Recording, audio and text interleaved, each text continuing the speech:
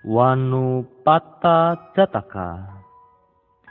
Ketika Buddha berada di Sawati, ada seorang biku yang setelah berlatih sekian lama tanpa mencapai apapun. Biku ini menyerah dan keluar dari samadinya di hutan. Lalu kembali ke wihara untuk bergabung bersama biku lainnya. Di wihara, Buddha mengembalikan motivasi biku ini dengan mengingatkan mengenai perjuangannya yang gigih di kehidupan lampau. Pada masa itu, Bodhisattva adalah saudagar yang memimpin rombongan 500 gerobak.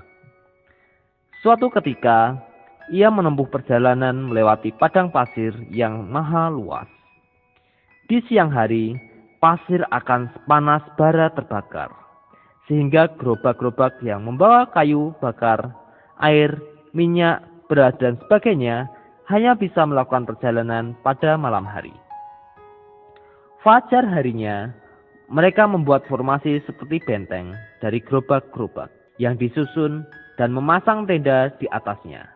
Setelah itu, mereka akan menunggu sampai malam ketika pasir sudah lebih dingin. Barulah mereka melanjutkan perjalanan. Perjalanan dipandu oleh seorang pemandu gurun yang mengenali arah dengan melihat posisi bintang.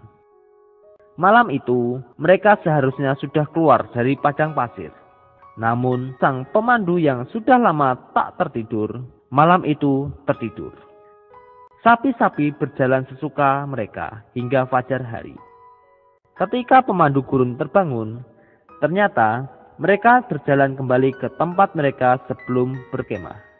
Para rombongan mulai putus asa karena sudah kehabisan kayu dan air. Namun, Bodhisatta tetap mencari cara menyelamatkan rombongan dari kematian.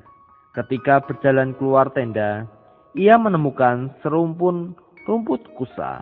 Ini berarti ada air di bawah rumput itu. Lalu, Bodhisattva memerintahkan orang mengambil skop dan menggali lubang. Mereka kembali kecewa ketika hanya menemukan batu di ujung galian. Bodhisattva lantas menempelkan telinganya di batu. Terdengar lamban-lamban aliran air.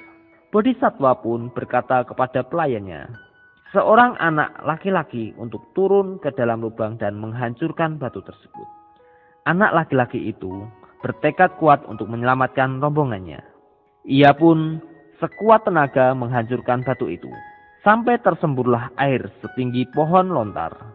Dengan air berlimpah, mereka bisa bertahan dan memberi makan sapi-sapi mereka.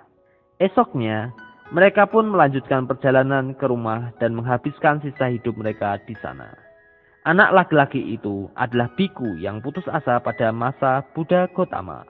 Setelah menceritakan kisah itu, Buddha memaparkan 4 kebenaran mulia dan ia pun mencapai arahat.